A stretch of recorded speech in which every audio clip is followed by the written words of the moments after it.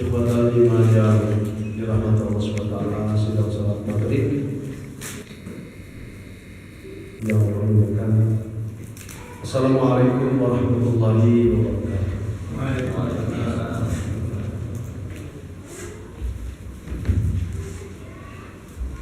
Innal hamdalillah nahmaduhu wa nasta'inuhu wa nastaghfiruh wa na'udzu billahi min shururi anfusina wa min sayyiati a'malina. Man yahdihillahu fala mudilla lahu wa man yudlil fala hadiya lahu. Wa asyhadu an la ilaha illallah wahdahu la syarika lahu wa asyhadu anna Muhammadan abduhu wa rasuluh. Allahumma shalli ala Muhammadin wa ala alihi wa sahbihi ajma'in. Amma ba'd. Subhanaka la ilma lana illa ma 'allamtana innaka antal alimul hakim. Wa tub 'alaina innaka antat tawwabur rahim. Allahumma inna na'udzu bika min ilmin la yanfa' wa min qalbin la yakhsha wa min nafsin la tusba' wa min da'watin la yustajab lah. Allahumma inna nas'aluka ilman nafi'an wa rizqan wasi'an wa 'amalan mutaqabbalan. Semoga antum semua pada sehat. Amin. Dan terulama ketemu ustaznya. Di entah kalau bulan kapan katanya khutbah cuma di sini gitu. Tidak tahu Ustaz masih terikat di Majalengka. Karena hari ini alhamdulillah Ustaz sedang karena masih sudah tua Pak. Sudah 60 tahun sekarang. Merasa harus fokus mendidik anak-anak santri dan kita bagian mana itu biasanya?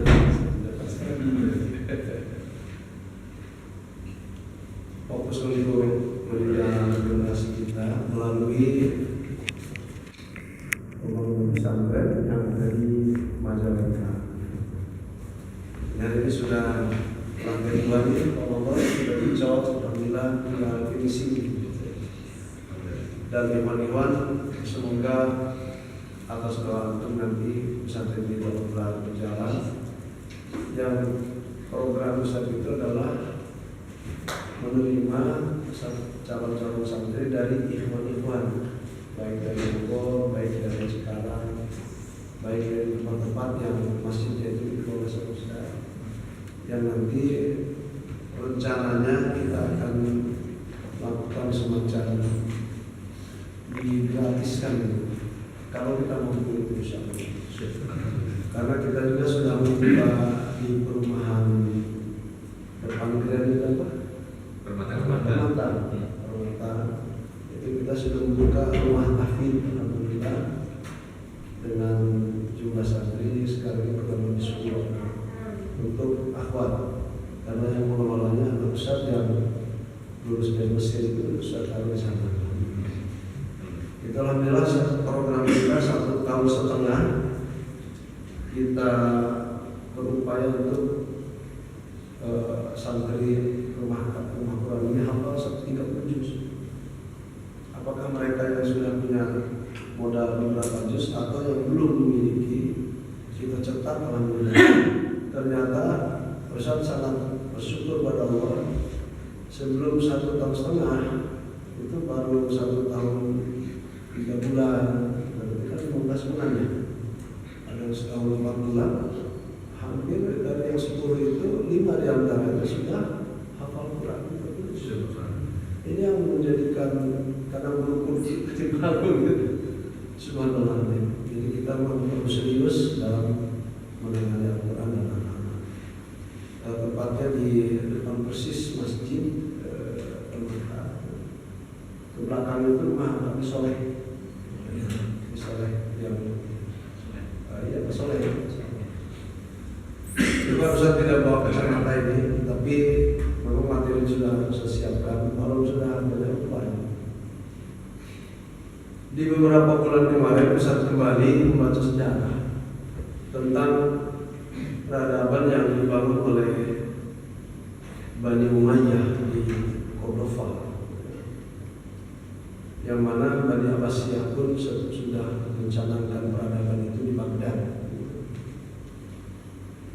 Bani Umayyah ini dengan diwakili oleh Tariq bin Ziyad radhiyallahu perjuangan membawa misi dakwah ke daratan Eropa itu pada masa Bani Umayyah itu memang gencar-gencarnya umat Islam ini ekspansi dakwah ke mana-mana.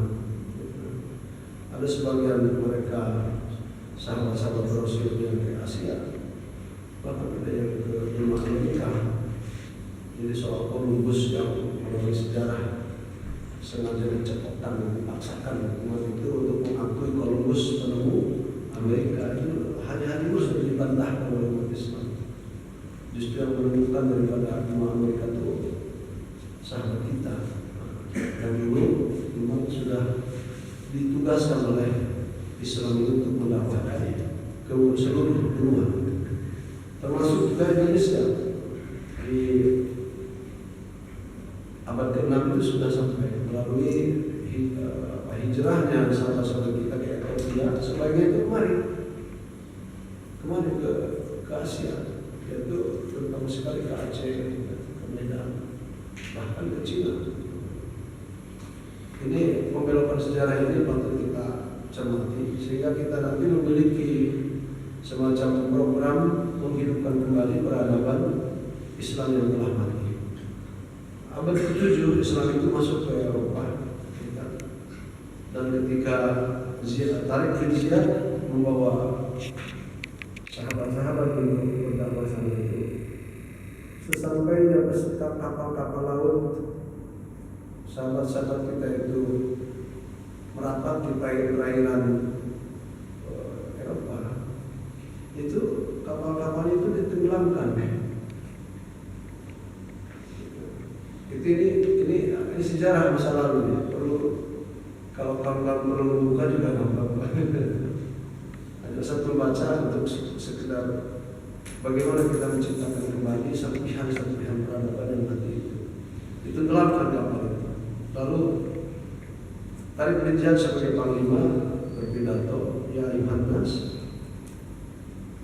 inna min amamakum al-bahr atau al-bahru amamakum wal adu min waraikum. Ingat bahasa itu di belakang kalian itu laut yang begitu luas membentang. Mungkin hitungannya dari semenjak kita naik kapal tadi kan, dari Afrika Utara. Lalu sekarang kita sudah merapat ke pantai Eropa, kapal kita sudah tenggelamkan. Coba lihat di belakang kalian, laut yang begitu luas. Sedangkan di hadapan kalian ini yang mungkin bisa jadi musuh karena kita nggak ngerti. Datang kemari itu hanya untuk berdakwah. Bisa ada yang memusuhi, ada yang juga dipengaruhi oleh dakwah kita. Di hadapan kita musuh. Jikalau kalian memaksa balik ke sana tanpa kapal, kalian akan apa? Mati katak. Itu filosofi katak itu betapa pun dia ahli berenang, kalau mutar kolam sih mungkin bisa mampu kayaknya. Tapi kalau berenang melalui laut yang begitu luas, kira-kira nanti gak katak pasti mati. Tapi kalau kalian maju ke depan membawa dakwah ini, ketika mati pun kalian mati itu dalam keadaan mulia. Apalagi kalau ekspansi dakwah ini Allah ridhoi menjadi kemenangan, maka akan hidup terus sampai kemenangan. Sahid atau mulia. Ada istilahnya iskariman atau amusya. Hiduplah secara mulia atau mati sahid. Itulah pada masa itu ternyata Tariq bin Ziyad kepada kawan-kawan, sehingga dengan mudah atas izin Allah Malangga dikuasai, kemudian ya Spanyol rata-rata semua dikuasai, kemudian Cordova dikuasai, Andalusia dikuasai. Yang satu itu di Cordova sendiri setelah dikuasai itu dibangun istana Az-Zahra, yang mana istana Az-Zahra ini sangat luar biasa. Sampai ada ahli fisik pembangunan, kalau sekarang insinyur sipil gitu ya, itu mengatakan bahwa Istana Zahra itu merupakan mukjizat dalam umat Islam. Mengapa? Karena tidak pernah terdetik pada seorang pembangun, ahli pembangunan sekalipun, soal keindahan. Zahra memiliki segala keindahan. Itu kata sebagian ahli pembangunan. Ahli sejarah juga berkata seperti itu. Artinya ikhwan, kita hari ini sudah terlalu jauh. Peradaban yang dibangun di sana itu dari abad ke-7, rentang waktu cukup panjang, 8 abad. Hidup mereka luar biasa, tentram, damai. Dan Cordova itu menjadi pusat peradaban betul.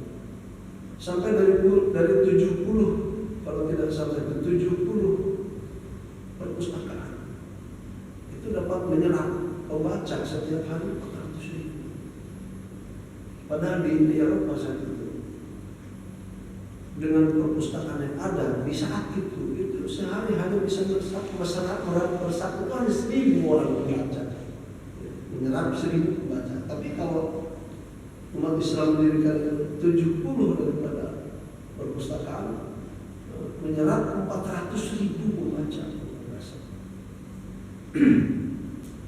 Maka taman itu ikhwan berjalan begitu panjang karena memang membentuk daripada taman itu pun dengan susah payah dan perjuangan bahkan jiwa dan raga. Ini adalah cerminan daripada ayat yang saya baca tadi. Surat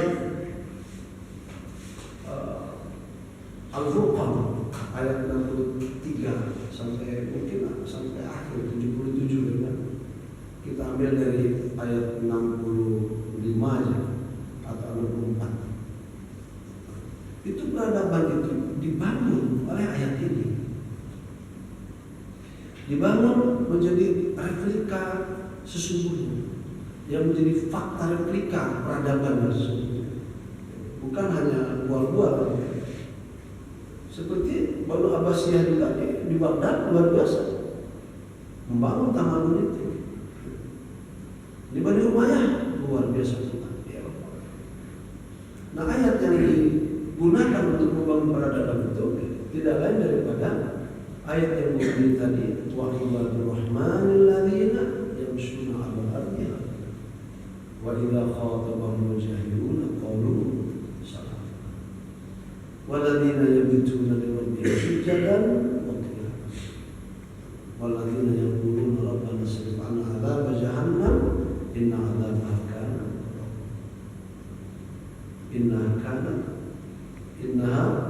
kana mustaqarran muqam. Nah, ini awal-awal peradaban di Eropa itu dibangun dari ayat ini.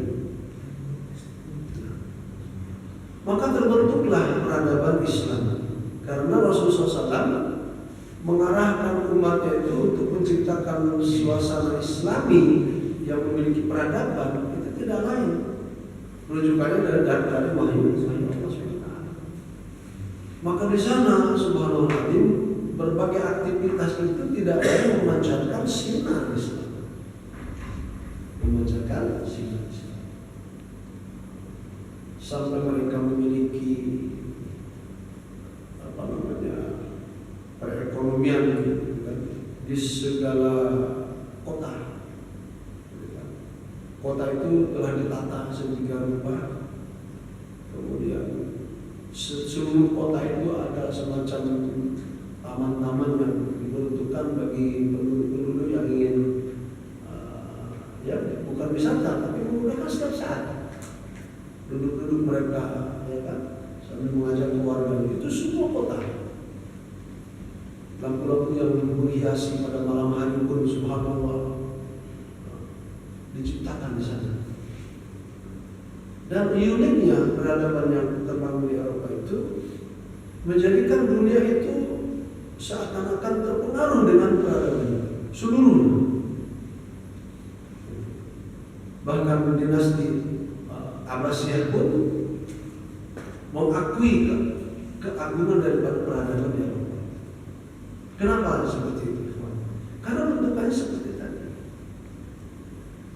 para penduduk di semua kotanya diarahkan oleh sang Khalifah Abdurrahman III. Ada Abdurrahman I, ada Abdurrahman II, ada Abdurrahman III. Yang paling terkenal itu Abdurrahman III. Sang Khalifah ini ia juga ulama, ia juga ahli strategi kenegaraan. Maka semua penduduk dikenakan kewajiban melakukan ayat ini. Wa ibadur rahmanil ladzina yamshuna 'alal ardi hauna wa idza khatabahumul jahiluna qalu salama. Jadi penduduk-penduduk itu diarahkan kepada apa? Kepada kalau ada masyarakat yang melakukan kesalahan pada kita, maafkan itu. Ini inti ayat pertama. Dan jika orang-orang bodoh mempertanyakan, kan, mencibir pada kamu tentang Islam, tentang dakwah ini, oh salah. Dikatakan pada mereka yang mencibir itu diselamatkan. Jadi penuh maaf, generasi penuh maaf. Susah ya Pak, kita memaafkan orang yang salah pada kita itu sangat sulit. Sangat sulit. Nah, dengan begitu tuh peradaban terbangun. Apalagi sang Khalifah yang itu merupakan ulama, tidak mewajibkan kepada para penduduk saja, tapi mengarahkan dengan arahan-arahan yang sifatnya menyentuh hati mereka, terutama pada malam hari. Walladzina yabituna li rabbihim sujadan. Peradaban itu dibangun oleh apa? Oleh kesadaran mereka beribadah, bukan hanya pada masalah ibadah mahdoh saja, ibadah yang pokok-pokok, tapi justru pada malam hari mereka bangun sujud pada Allah, berdiri untuk bermunajat dan berdoa kepada Allah. Sampai ayat ini itu dilakukan, dilaksanakan oleh mereka. Walladzina yaquluna rabbana shrif 'anna 'adzab jahannam, dan mereka sangat takut kalau telah mendengar saja kalimat jahannam diucapkan dan didengar oleh mereka. Lalu mereka berteriak dengan doanya, ya Allah, jauhkan kami dari azab jahannam. Inna adzabaha kana gharama. Karena azab itu sangat gharama, itu ya Allah menyakitkan, memberatkan, menderita. Dan pada kenyataannya dalam urusan-urusan pendidikan, ekonomi, kemudian masalah-masalah yang berkaitan dengan kesehatan, itu dibangun. Kalau Ustaz baca di sejarah itu, Cordova saja memiliki 900.000 kalau tidak salah WC, toilet. Kalau di sini ada yang mengolah toilet untuk apa? Kawan-kawan di Tasikmalaya itu, ya, kalau ambil mana-mana lah di terminal itu untuk bisnis kan. Tapi di sana untuk apa? Sengaja dibangun untuk kemudahan masyarakat. Rumah sakit, sarana pendidikan, dan rata-rata tidak pernah ada yang dikutip biaya dasarnya. Sarana pendidikan, sarana kesehatan, kemudian sarana ekonomi. Nah, khusus pada masalah ekonomi, dibangunlah di sana itu di berbagai kota yang telah dijajah itu betul-betul ekonomi itu disusun rapi sekali, sehingga muncul karena mereka mengamalkan walladzina idza anfaqu lam yusrifu wa lam yaqturu wa kana baina dzalika Allah. Dan jika mereka memberi tidak berubah, tapi ketika mereka ditimpa kekurangan pun tidak berputus asa. Tapi mereka hidup di tengah-tengah. Kadang mereka memberi dengan secukupnya pada orang, atau menahan pun untuk kepentingan bersama. Indahnya pada masa ini. Dan memang sang Khalifah itu adalah ulama. Sang Khalifah itu ulama. Lalu sang Khalifah yang menjadi ulama itu tidak berhenti pada ayat yang tadi, diteruskan walladzina la yad'una ma'allahi ilahan, walladzina la yad'una ma'allahi ilahan.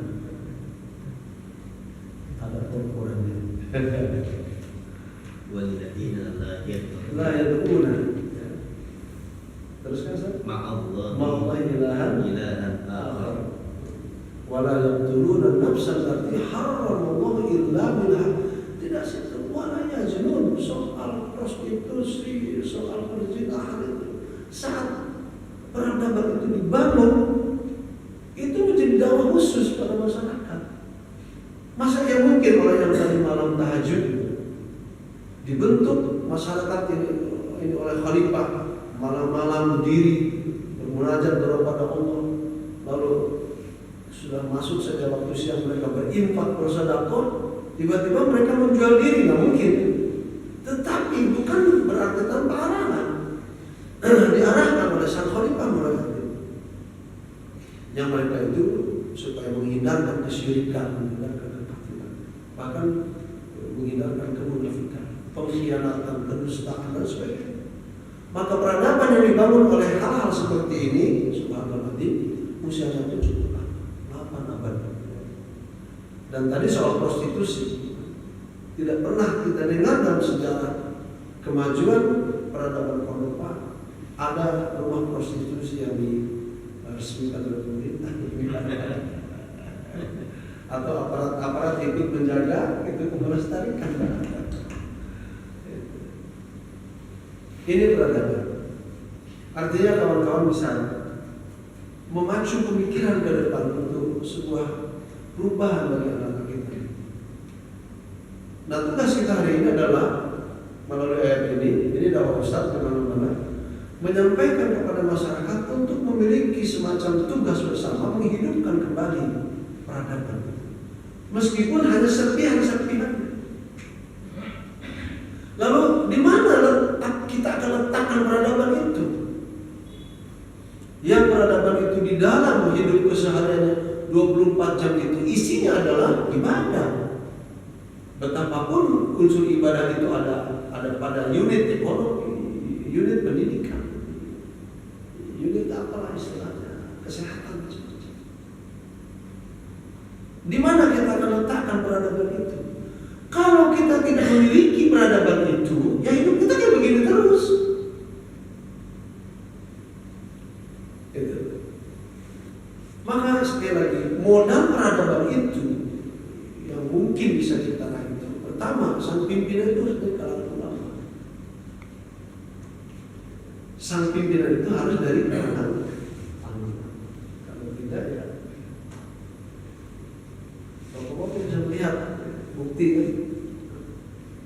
Karena kalau sudah ulama jadi pimpinan, ya artinya yang dipanggil oleh ulama ketika jadi pimpinan itu bukan, dia tidak ambisius, dia tidak berharap, tetapi memang kenyataan harus dia yang jadi pemimpin gitu.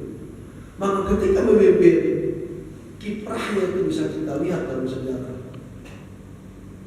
Fokus menjalankan kejujuran, fokus menjalankan amanah, fokus memberikan berbagai keadilan dan kesejahteraan.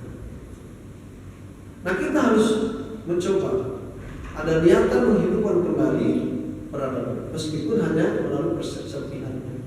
Nah, di mana Ustaz tadi bilang, di mana kita akan meletakkan serpihan peradaban yang akan kita hidupkan? Kemarin Ustaz menghubungi katakanlah pengusaha properti, gitu. Pengusaha properti. Antum tertarik nggak dengan ajakan Anda? Hasil bacaan Anda beberapa bulan kemarin tentang peradaban, yang mungkin Anda bisa titipkan program itu di perusahaan Antum ketika Antum membangun klaster yang telah beli bersama grup 50 hektar, 100 hektar. Itu kan saja, ada yang kecilnya 10 hektar. Kawan kita juga ada namanya pondok pada saya di Jonggol, itu sudah memiliki 70 hektar saja. Di depan rumah itu ada kurma atau apalah entrepreneur yang lain ya, kayak penggiat ikan-ikan. Saya tertarik nggak dengan ajakan? Rata-rata mereka tertarik. Apalagi ketika saya bilang jangan sampai tanah demi tanah, hari demi hari dari tanah-tanah kita ini semakin habis dibuat oleh mereka-mereka yang malah menjadi musuh kita. Katakanlah oligarki. Oligarki kan di Indonesia cuma 9 utama, tapi sebetulnya ribuan. Utamanya 9. Padahal yang 9 ini menurut Kui Kian Gi dari kalangan mereka, cuma belum masuk Islam. Kalau sudah masuk Islam kayak seperti Ustaz Alik Sial dan seperti kemarin dengan Kostek,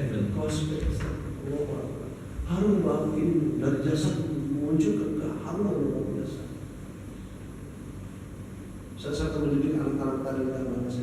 Coba lihat perjuangan Kostek. Kata Kui Kian di soal lembaga 9 ini itu gampang membunuh, cuman membutuhkan kesadaran yang maksimal dari kita. Dan segera mereka dalam satu pekan bisa jadikan cacing. Bagaimana caranya? Hentikan belajar kepada tokoh-tokoh mereka. Pernah nggak kita mengkaji Alfamaret punya siapa, Indomaret punya siapa? Ya kan? Alfamidi punya siapa? Bahkan Maret-Maret yang lain mereka punya. Sebagiannya bukan sebagiannya, entah 70% saham itu dimiliki oleh Haritanu. Itu kan dari kalangan mereka. Saya bilang ke asosiasi ini, andai kata pemikiran saya ini ditangkap oleh kalian asosiasi pengembang Indonesia atau pengusaha properti Indonesia, maka kalian seakan-akan kelak 10-20 tahun akan datang akan memiliki peradaban itu. Kemarin Ustaz Umar hitung di rektorasi menghasilkan, kalau petani Indonesia 50 juta itu akan menghasilkan kambing sekian juta, bebek sekian juta, ikan sekian juta. Tanahnya cuma 7 juta sekian, tetapi yang diambil oleh mereka sudah berapa? Dari kelompok mereka 50 juta sudah mereka miliki dari 5 orang mereka. Yang lainnya bisa dari itu. Betapapun kita tidak mencapai pada jumlah tanah yang mereka miliki dan rata-rata kepemilikan itu cacat hukum. Kepemilikan lahan-lahan itu cacat hukum. Dan itu bukan kata kita, kata pengamat yang menjadi teman Sung Karisma.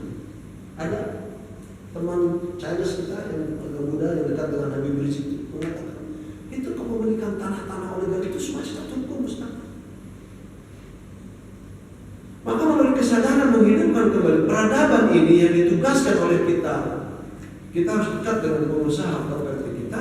Yuk kita mulaikan langkah pembangunan, langkah peradaban yang di dalamnya penduduk yang ada di klaster-klaster itu kita tekankan oleh ayat dalam surat Al-Qur'an yang setiap malam mereka hidup-hidupkan malam dengan ibadah. Subhanallah. Jadi tugas pengusaha properti saya arahkan untuk membangun di mana-mana klaster-klaster itu dengan pola ayat ini.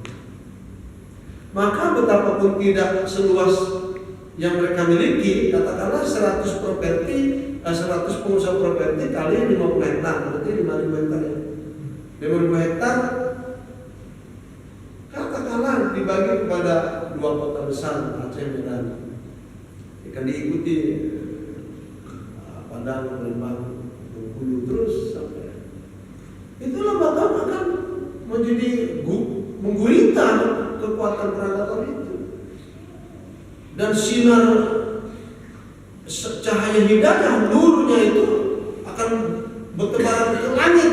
Di malam menjadi cahaya hidayah, di siang hari menjadi cahaya dakwah. Dari Sabang sampai Merauke. Ya ini harus kita pikirkan. Dan jika kita terpengaruh untuk menghidupkan peradaban itu, samanya kita menabung untuk akhirat, jangan kira ini.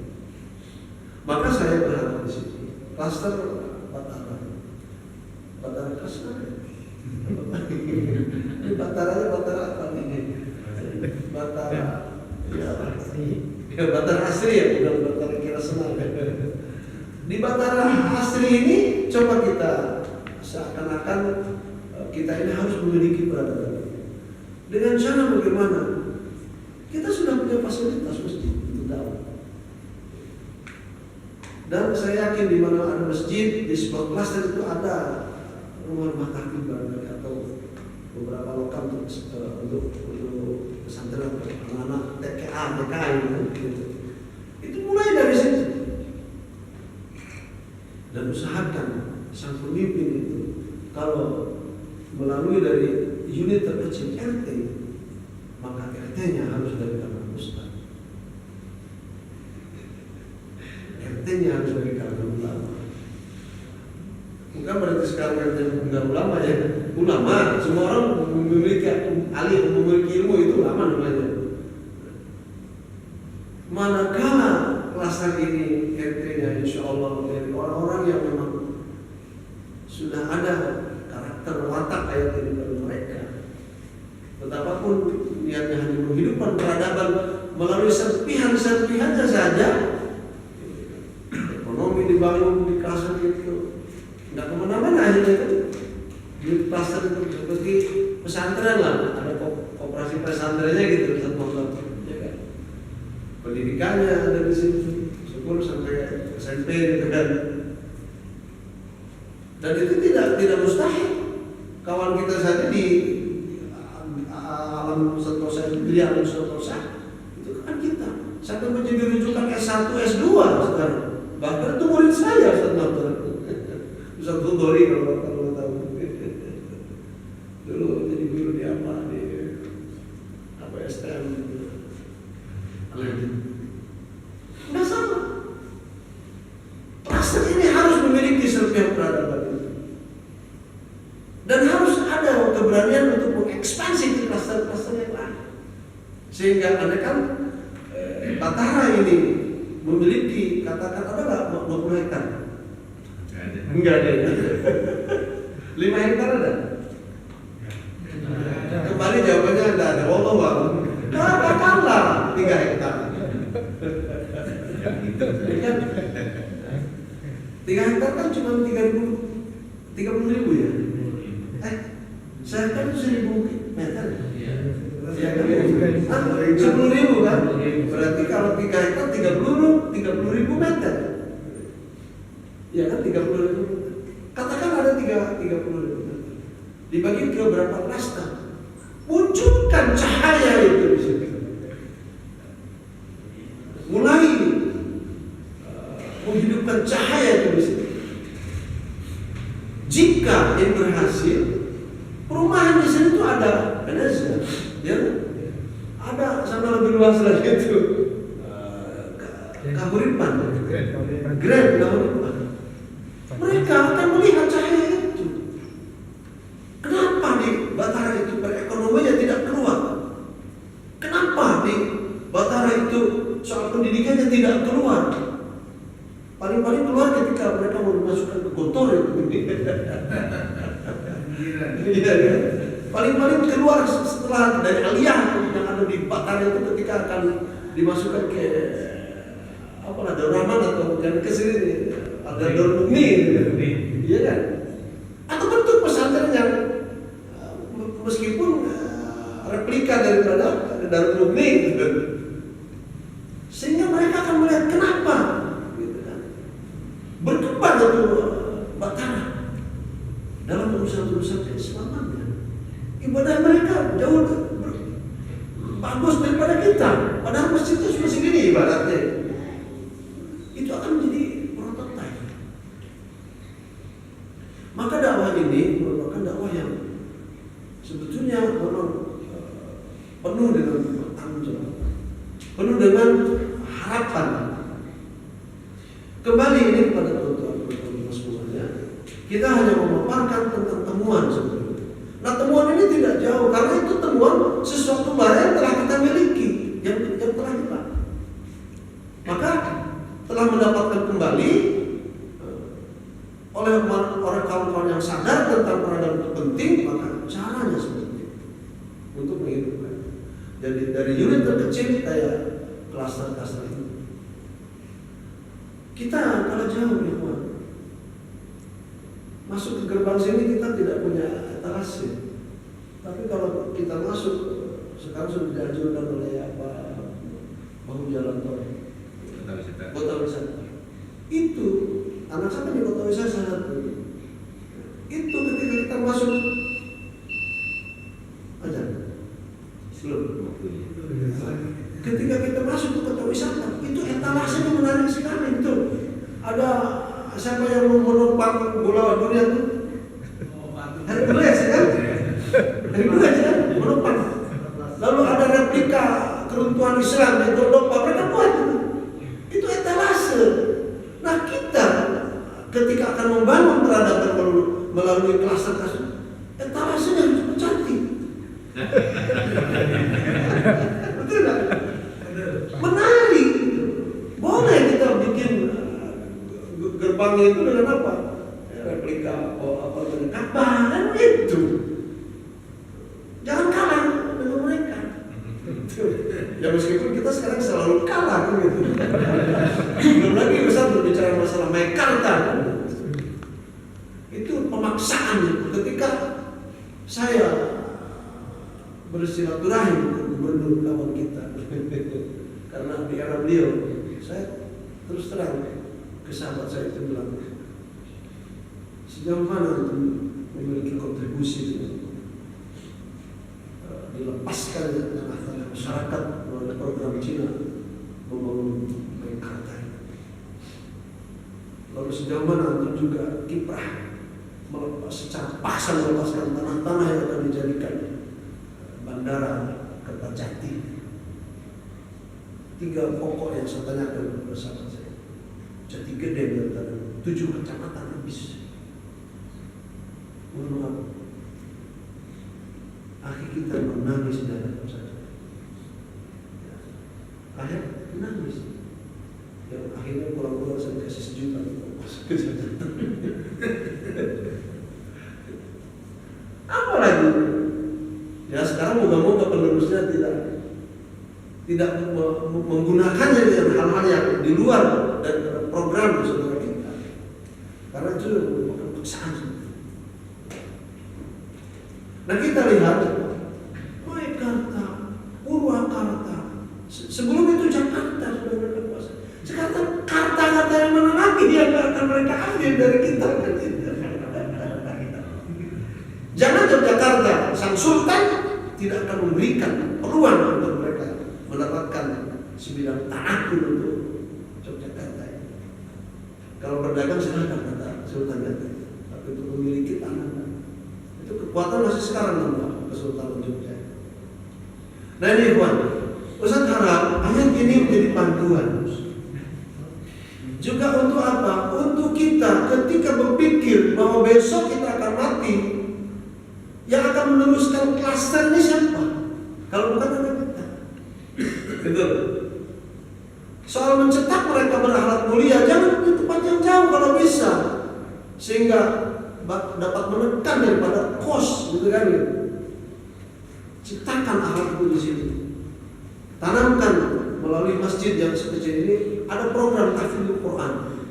Ada program pembelajaran hadis-hadis. Kalau setahun anak kita harus hafal 100 hadis, maksakan mereka. Maksakan untuk masuk surga kok. Betul nggak? Kita maksakan anak bukan untuk masuk neraka kok. Syukur kalau setahun 200 hadis. 1 bulan Arba'in Nawawiyah saja. Tidak, 1. Kalikan 12 bulan, 400 hadis, 100 hadis. Program ikuti seperti anak saya 1,5 tahun hafal Quran. Ruangan anak saya kontrak semua. Sekarang sudah mencari di mana tempat yang kira-kira di itu untuk ruangan. Saya rasa di sini ada untuk bisa. Maka langkah-langkah peradaban ini bisa kita tempuh dengan cara menghidupkan klaster-klaster dari terutama sarana ibadah, sarana pendidikan, sarana ekonomi, sehingga keuangan klaster itu tidak keluar. Yang saya ingin tahun depan di situ ada toko bersama. Yang saya ingin di depan itu nanti ukuran 10 kali 8 itu koperasi pangan bersama. Sehingga nanti ekonomi itu nampak di klaster ini khusus. Enggak kita beli belajar di tempat lain. Kalau bisa di klaster ini ciptakan seperti apa mana khusus untuk klaster kita. Sehingga anak-anak kita sudah terbiasa belajar kemana? Ke warung milik kita. Betapa mereka keluar bebas nanti di rumah kita jadi mahasiswa di warung. Kalau disiplinnya sudah terbiasa belajar ke toko-toko kaum muslimin, ada dalam benak mereka semacam disiplin. Aja di berapa ini? Udah aja ya. Oh jangan terus-terusan aja dulu lah.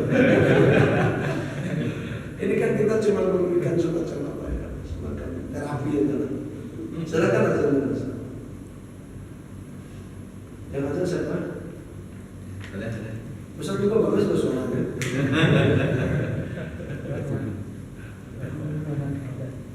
Tutup dulu. Dari tutup dulu. Ditutup dulu, oke. Oke, Iwan, nggak usah ada pertanyaan karena ini merupakan sharing untuk kita pikirkan bersama soal serpihan beragama. Sejarah perlu kita kaji ulang untuk dibaca. Lalu prototipe ini memandukan pada apa yang Rasulullah SAW lakukan, sehingga kita tidak terlalu jauh meniru replika daripada peradaban. Klaster ini merupakan modal. Adanya penduduk di klaster ini merupakan kawan kita untuk maju bersama.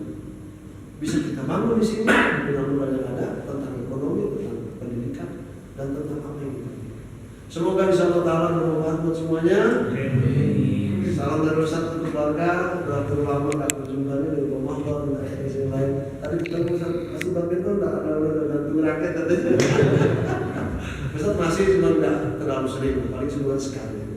Jazakallahu khair atas segala perhatian. Kalau nanti ada ingin berbicara apa panjang, silakan ke rumah ke hasil atau melalui telepon. Dan Ustaz sekarang sedang fokus Ustaz Muhammad membantu masyarakat menyelesaikan kasus-kasus kematian. Saya sedang fokus membantu masyarakat kaum muslimin umat Muhammad ini pada unsur-unsur yang berkaitan dengan ilmu medis. Jadi kasus apapun kalau datang ke WA saya, lalu apalagi kalau sudah datang ke rumah langsung dapat mandor, saat itu diajukan insya Allah saat itu selesai. Dan yang saya inginkan berbagai kasus pada kaum muslimin yang kematian ini, harta warisan jangan sampai ditunda-tunda sehingga nanti akan terjadi pada masalah munasahat yang mungkin sedikit rumit, tapi tidak deadlock lagi. Insya Allah hanya begitu. Demikian apa yang saya sampaikan. Sekali lagi semoga bermanfaat dan alhamdulillah. Wassalamualaikum warahmatullahi wabarakatuh. Subhanallah wa bihamdika asyhadu an la ilaha illa anta astaghfiruka wa atubu ilaik. Assalamualaikum.